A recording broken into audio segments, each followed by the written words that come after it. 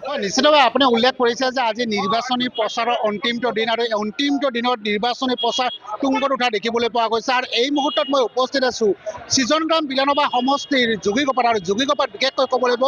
অগপ ভাৰতীয় জনতা পাৰ্টীৰ যিগৰাকী মিত্ৰজোঁটৰ প্ৰাৰ্থী ছাহিদুল হক ওৰফে ভাইটিৰ ইতিমধ্যে বিশাল ৰেলী ইতিমধ্যে আৰম্ভ হৈছে আৰু এই মুহূৰ্তত মই সতীৰ্থ সহযোগীৰ দ্বাৰা এই দৃশ্যাংশ দেখুৱাইছোঁ আৰু মই পোনে পোনে ছাহিদুল হকৰ কাষলৈ যাব বিচাৰিছোঁ আৰু মই ছাহিদুল হকৰ কাষত যাব বিচাৰিছোঁ আৰু ছাহিদুল হকৰ সৈতে বিশেষকৈ আজি এই নিৰ্বাচনী প্ৰচাৰৰ অন্তিমটো দিন লোকাৰণ্য হোৱা দেখা পাইছে জনসমুদ্ৰত পৰিণত হৈছে কি ক'ব হয় ৰাইজে আপোনালোকে নিশ্চয় দেখিছে আমাৰ সাংবাদিক বন্ধুসকলে কিমান ৰাইজ ওলাই আহিছে আজি আমাৰ ১৭ নং সৃজনগ্ৰাম সমষ্টিৰ পৰা ৰাইজে বুজি পাইছে যে এইবাৰ আমি চৰকাৰৰ লগত থাকিব লাগিব ইমান উৎসাহৰে ওলাই আহিছে আপোনালোকে নিশ্চয় চাইছে কিমান গেদাৰিং হৈছে হাজাৰ হাজাৰ মানুহ আহিছে আমি আজি ইমান মানে আমাৰ অসম গণ পৰিষদ দলক আঁকোৱালি ল'ব ৰাইজে এবাৰ আমি জয় হোৱাটো নিশ্চিত একদম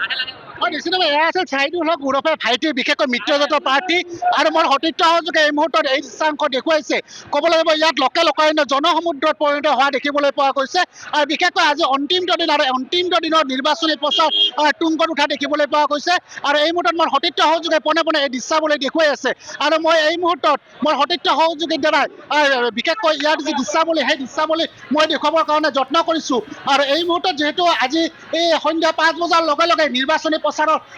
অন্তিম হ'ব সিদিনা যাৰ ফলত এই মুহূৰ্তত ক'ব লাগিব